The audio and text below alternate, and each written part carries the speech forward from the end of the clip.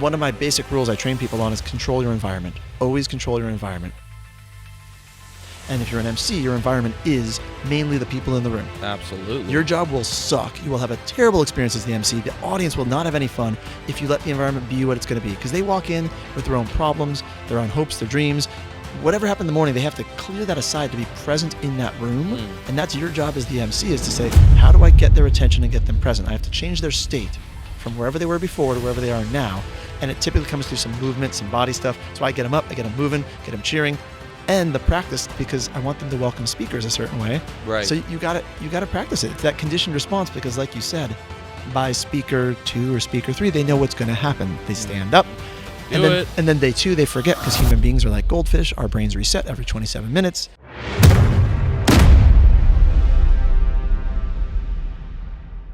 Welcome to the Who You Know Show, where what you know is important, but who you know can make all the difference in your business, career, relationships, and life. We're here today at Video Marketing World, and this episode is brought to you by Real News PR, all things lights, camera, action. They're going to make you look like $1 million. Speaking of $1 million, I got a guy here, Jesse Zagorski.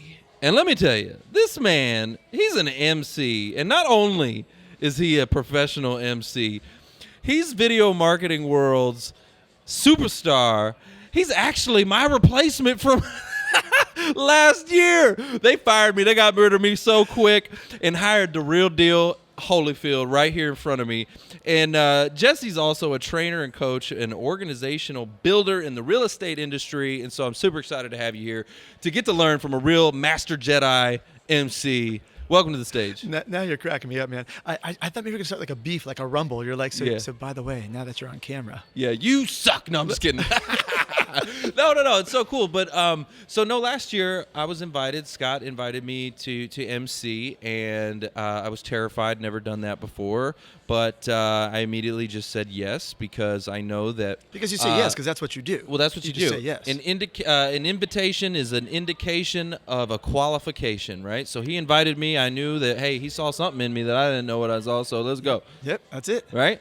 And apparently it went well enough that I'm here. Yeah. I'm not trying to rub it in, but they were like, we'll actually pay someone next year because you suck. No, but it's cool. I'll stick to podcasting, and you can do the MC thing. And you do a fantastic job at podcasting. I've watched you. I just got to say, I'm sure you're going somewhere with this, but I've watched you over the last 2 days just interviewing person after person. First of all, this setup that we're sitting in here right now blew my mind, dude. You guys set it up in like 30 minutes. It was like, boom, done. And suddenly there was like lights, cameras, and podcast. And I've just watched you just like hanging out, just shooting it. It's been so cool. It's so much fun, and I got to give credit where the credit's due, because I don't know how to set all this crap up. You know, these guys at Real News PR, they make me look like $1 million. That's what they do. Okay, well then they are geniuses. Because I don't know how they set this up so fast. It was just like, and it looks so good. They really are geniuses. They've got a guy over there, 𝗦𝗨𝗕𝗦𝗖𝗥𝗓𝗏. This guy builds a lot of their studios, and he's just freaking phenomenal. He's the talent. I mean, they're all super talented, every one of them. Matter of fact, our producer behind the scenes, his name's Ziggy. Shout out Ziggy. He's just amazing too. So we just want to give extra love and support to all of those folks over there at Real News. Now, I want to dive into your story though. You're a trainer and coach in the real estate industry, and you said something last night. We were doing a little mastermind, and you were there, and you said something about how you've got a team, and you're making a little bit. You're making a little bit of residual income, a little bit of cash flow from your team in this business. And so I won't go too into the details unless you want to share, but it was quite a lot. I was impressed. I was like, wow, this guy's really crushing it in the real estate industry. So talk to me about that. How did that get started, and how long have you been doing that? So I've been in real estate for 18 years, and my business partner my entire career has been my mom.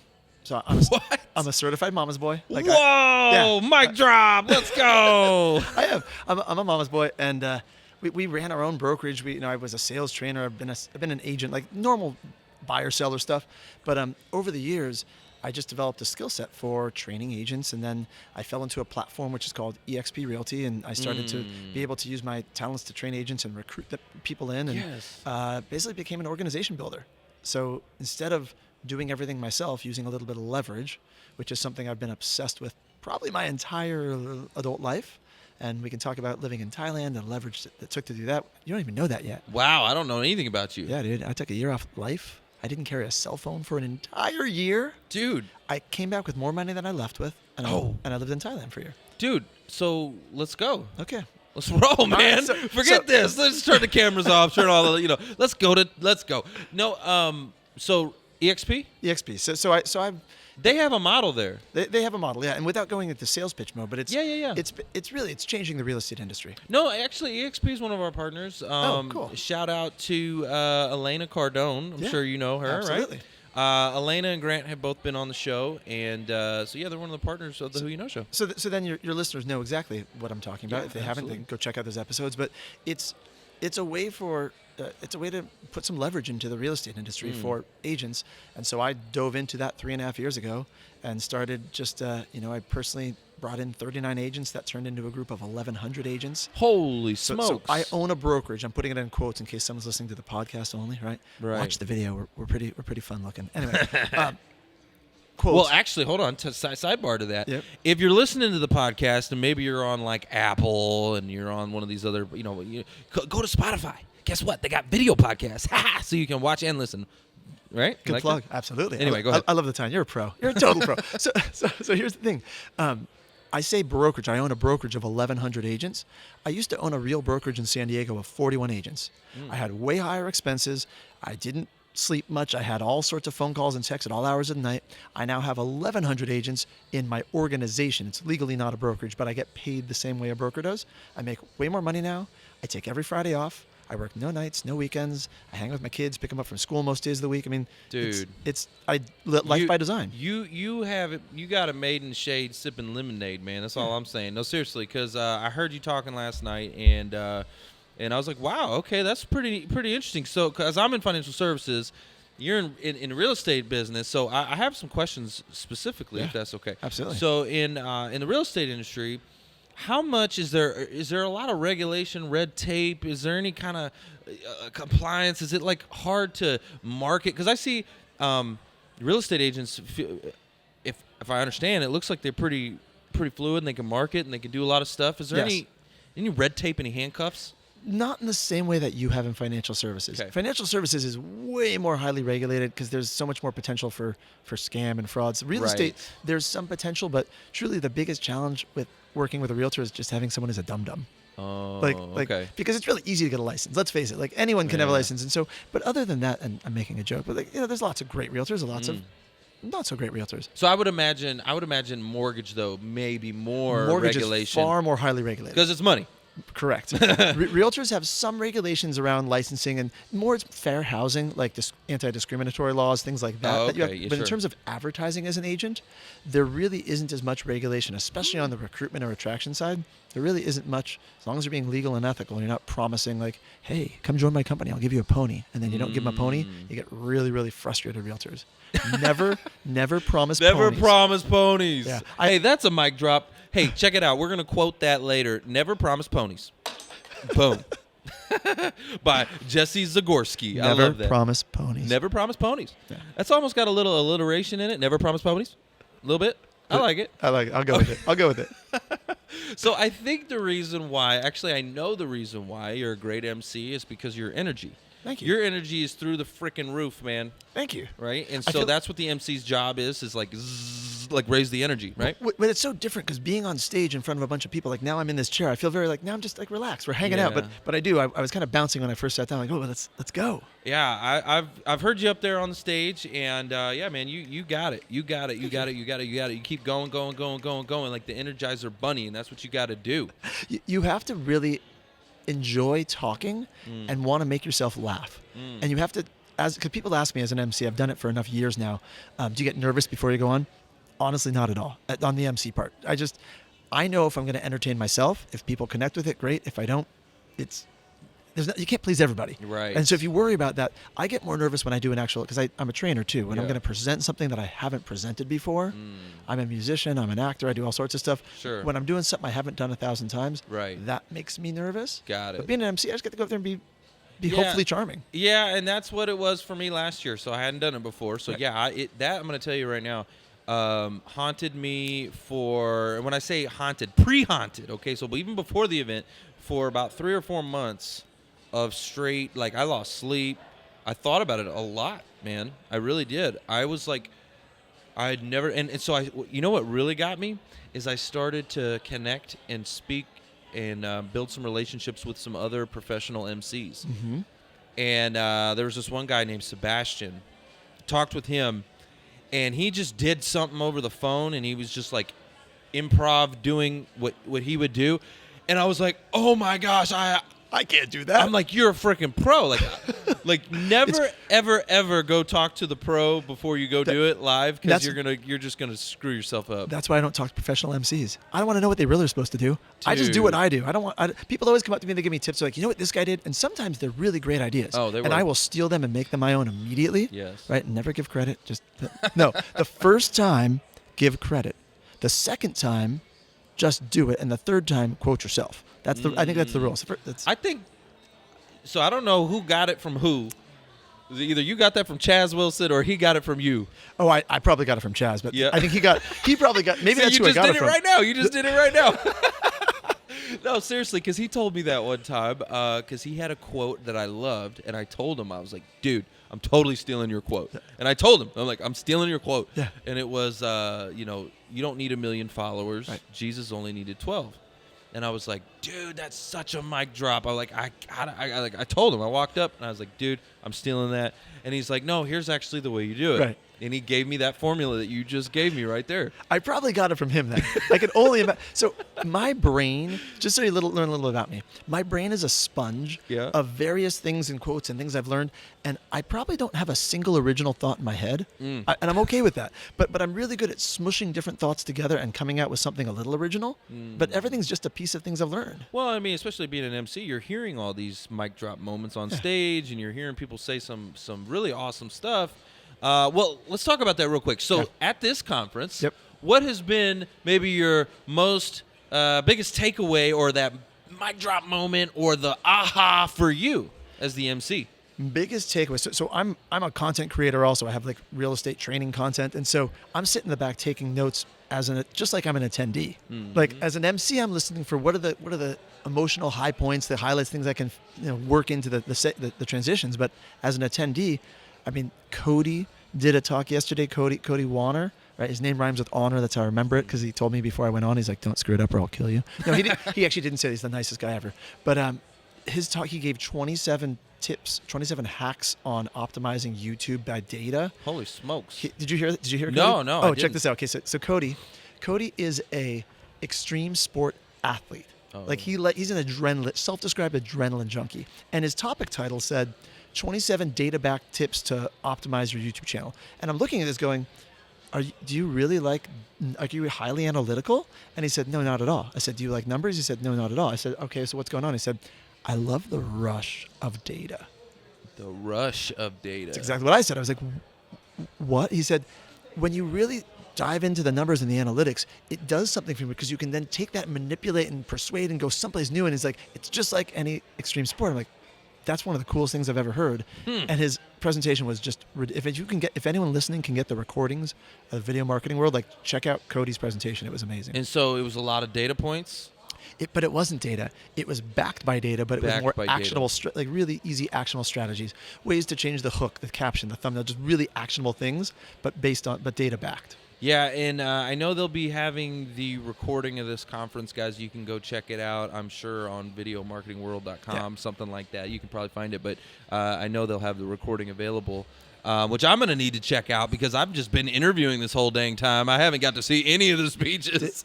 Seriously, pretty much every one of the speakers blew me away. It was, amazing. I love people. I love people. I love presenters.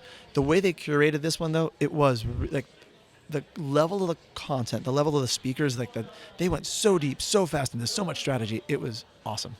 Well, I liked something that you did as the MC. Okay, I'm going to give you a shout out. Tell me more about this. Yeah. So in the beginning, you had everyone almost like practice what it's like. Like, I think you said something like, imagine if you were coming up on stage, how would you want people to react? So I want them, I want you to do the same thing, something like that. And you call out a name and everybody stands up and cheers like, ah, and so like you kind of get that energy rolling right from the get, like, so they know the expectation is every time you introduce someone, get up, stand up, scream and yell. Yep. And like that keeps the energy, the momentum going throughout the conference. 100%. Can we break human beings down to a really simple concept? Bleh. I ring a. Sorry. I'm sorry. Kind of. I wasn't going there, but that was more cynical than I was going. I'm but sorry. That's okay. Everybody listening, I didn't just call you sheeps. I promise. Sorry, my bad. But we are herd animals. Yeah. I mean, as human beings, we are wired that way, right? To be herd animals. But I was going more of like, I ring a bell and you start to drool. Do you know that experiment, right? Pavlov's dog, he conditioned his dog. It's called conditioning. You ring a bell, and every time he rang the bell, he gave the dog food. Yes. And he did it over and over again. It didn't take very long. Yes. That pretty soon, when you ring that bell, the dog would start to drool because he knew food was coming. Wow. Okay, it's called conditioning, conditioned response. Wow. Conditioned response. So as an MC, frankly, as a sales professional in anything, one of my basic rules I train people on is control your environment. Always control your environment. And if you're an MC, your environment is mainly the people in the room. Absolutely. Your job will suck. You will have a terrible experience as the MC. The audience will not have any fun if you let the environment be what it's going to be. Because they walk in with their own problems, their own hopes, their dreams. Whatever happened in the morning, they have to clear that aside to be present in that room. And that's your job as the MC, is to say, how do I get their attention and get them present? I have to change their state from wherever they were before to wherever they are now. And it typically comes through some movement, some body stuff. So I get them up, I get them moving, get them cheering. And the practice, because I want them to welcome speakers a certain way. Right. So you gotta practice it. It's that conditioned response, because like you said, by speaker 2 or speaker 3, they know what's going to happen. They stand up. They do it. And then day 2, they forget, because human beings are like goldfish. Our brains reset every 27 minutes. So you make them do it again on day 2. Correct. Yeah. So you just keep conditioning them, Correct. I love that. Yeah, and then I go home and I got 2 little kids and I make them stand up and applaud me when I come home. Yeah, that's. I don't do that. Oh. Don't do that. Don't do that with your kids? No, that's a terrible thing. Actually, my kids are 4 and 7. They probably would do it. My wife would think I was insane, but my kids would do it. That's awesome. My wife's a therapist, so I'm very grateful to be married to a therapist, and that's a whole separate podcast episode. I was about to say, what's that like? But we could go down that that's for a whole while. Separate episode. Well, here's something that I learned, from last year. Okay, first of all, I overcame my fear of that, right? Because I tell you, it terrified me. I overcame it. It actually was like a superpower, because like I feel like I could do anything now after have done that. Yep. I feel like I could literally do anything. Like keynotes, no problem. Anything else, no problem. Doing this, no problem. Anything. Like literally, that was the most terrifying thing ever. Yeah. Okay. And I did it. Crushed it. And I also found out that I don't want to do that. Like, I don't want to do that. Which is sometimes more helpful, because you work towards a Yeah. goal, and sometimes you're like, so I'm glad you know now. Well, I never even wanted to do that to begin with. I never I wasn't like, ooh, I want to be an MC. I want to be an MC. Never was like that. But he just was like, hey, I want you to MC. So I was Right. like, yes. And why? Because it terrifies me. Right. And if it terrifies me, I have to do it. Yeah. Like, I've kind of like, so What else are you afraid of? Should we break through any other walls while we're here? man, How much time do we have? Man, I haven't jumped out of a plane yet, but I will tell you this. So, in scheduling wise, it didn't work out. But for whatever reason, the Army invited me to jump out of a plane, and I was like, okay, why? Because that's scary. Yeah. I've never done it. And, Yeah. no, okay, that's going to be scary. So I said yes.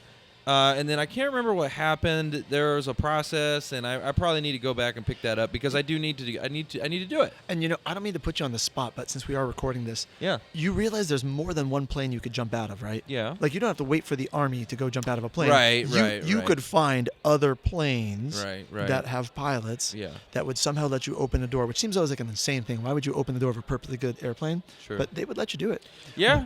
We could look one up now. Yeah. Google it. I got my computer. We could go there. We could Let's make just him sign live it on up. air. We're not live, I guess, but we could on air. make Yeah. And him- you can't see it at home, but he is sweating. No, Like, literally, no. See, it doesn't really scare me that Okay, much. So okay. here's what I've learned about fear like that. Is this: just get in line. Okay, getting in line isn't scary. Like, I remember when I was a kid going Six Flags and go on the roller coaster. The roller coaster's scary. Right. That's why you like them. That's why they're fun. They're scary. Okay, but getting in line isn't scary. Right. So I would just get in line. And then, okay, so you got to sign up, right? Like you're saying, sign up for the freaking thing. That's not scary. some of the anticipation right when you get up there. When you get in the plane, you'll feel nervous. When you get to the front of the line at the roller coaster and you see it and you go, and you're like, "Ooh, we're getting close." That's why you do it for that moment, right? Yeah. Or for what's on the other side of it. Right. But I will say, do you know the book A 5-Second Rule by Mel Robbins? I haven't read it, but I know the concept, right? Yes. That ties into what you're talking about. Right? Just get in line, right? Pick the smallest possible step to move yourself forward. Count backwards, 5, 4, 3, 2, 1, Go. and then you do it. Yeah, absolutely. You know what else is good? I do this in the morning sometimes. I'll jump up and just, like you don't want to get out of bed, right? Like you just like, I will literally 3, 2, 1, and I will jump, get out of bed, and today's going to be a great day. Out loud, okay? I love that. And clap your hands, and like, today's going to be a great day. And you do it like 3 or 4 times, and like, today's going to be a great day. Today's going to be a great day. Today's going to be a great day. And it will. I promise you. I really love that, and I feel like I've learned something new about you. You live by yourself, right? I don't. No. So tell me more about this person you live with. When you get out of bed and clap your hands, what do they do? I haven't done it in a while. Because I'm just thinking, I get up really early and my wife's still asleep. And if I got up at 4:30 in the morning and did that, not only would it be look of death, but she would think I was insane. Yeah, She'd think I lost my mind. Yeah. I haven't done it in a while. And what's funny about that is I do it in my head now, right? Which actually, interesting side note, your brain cannot tell the difference between doing it in your head or doing it in real life. I think there is a difference with the audible, though. If you say it out loud, right, it's kind of like, okay, so the Bible talks a lot about that. It's talks about, like, flows through your heart to your mind, out your mouth, and there's power. 100%. Right? And so when it comes out the mouth and you say it, Right. Today's going to be a great day. Today's going to be a great day. Today's going to be a great day. It just does something. Right? So a little bit different, but I agree with you. And I agree with you 100% if you have the ability to say it out loud. Sure. But for people that are like, I can't do that because everyone would hate me. Right. My wife would kill me. Correct. Like, do you know the study about practicing piano that they did? They took people and they had a group of college kids. They divided them in half. I'm pretty nerdy. I like all sorts of stories like this. So we got a group of college kids, and none of them had ever played piano. Half of them, they sat them down for lessons however many times a week, and they had them actually practice the piano, physically touch it. The other half, they never let them touch the piano, gave them the same lessons, and had them close their eyes and visualize doing the exercises. Guess which group performed better? The one that closed their eyes. They both performed the same. Oh, wow. Zero difference between actually touching the piano or doing it in your mind. And the interesting thing here is, at a certain level, you do have to touch the piano because you're developing physical muscles. But at a beginner level, just to do a new skill, just visualizing it was enough. Isn't that cool? That is really cool. It's kind of like Guitar Hero. Are you a Guitar Hero rock star? Is that? I remember back in the day, man. Guitar Hero was the bomb, man. Totally. Like seriously, that was a cool game. Actually, I had the whole rock did band you say one. It was a cool game? It is a cool game. It's still a cool game. I haven't done it in a long time. Okay. But I had the whole drum, like the whole rock band one. That was really fun. The drums were awesome. So I've been a musician most of my life, but I've always played guitar. I went out and bought an actual drum kit a couple of years ago because I'm terrible at it. And I wanted to learn, but I found it was the most meditative thing I could possibly do because it takes all my concentration to play drums, and it just lets you hit things really hard. Like if you're stressed, man, so I know exactly what you're talking about when you say Guitar Hero. That was a fun game, man. I remember I had that. I think I was 20. It was 20. Yeah, that was 15 years ago. Yeah, that's crazy. That's fun times. But anyway, so. Let me see here. Is there anything that you're doing right now that you want to highlight, promote, any kind of events that you got going on? What's next for you? How about that? Next for me, physically today, flying home to see my kids. I miss them. Where do you live? San Diego, California. Oh, okay. And so I don't. I mean, they even flew you in here, bro. Yeah, man. Dang, they really don't like me. They were like, get this guy out, bring Jesse back. So I live here, bro. That's awesome. They can't be. Sometimes you just got to get on a plane and people respect you, right? In your own backyard, you're like, he lives here, but you get on a plane, like, oh, he must be important. Yeah, gotta Right? be. I have my own microphone, right? I know you have your own stuff and everything. So next for me, I'm actually going to a real estate event next week. Okay. Going to a large EXP event. Cool. And then, if anyone wants to check out the real estate specific content we do, it's �theAgentCollective.com.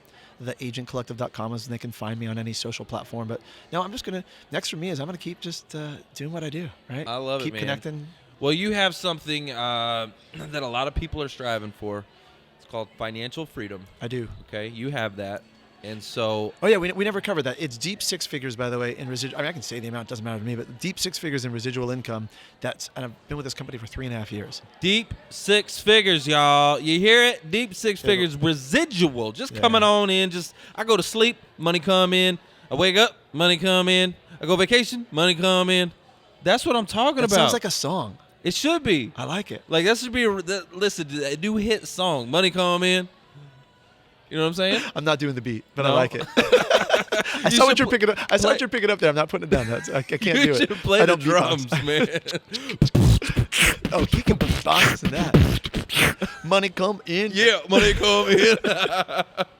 Well, guys, this has been a fun episode. I want you to do me a big old favor. Connect with Jesse Zagorski online. What's the best website for them to connect with you at? Website's �theAgentCollective.com. �theAgentCollective.com. Blow them up on social media. Tell them what was your favorite mic drop moment.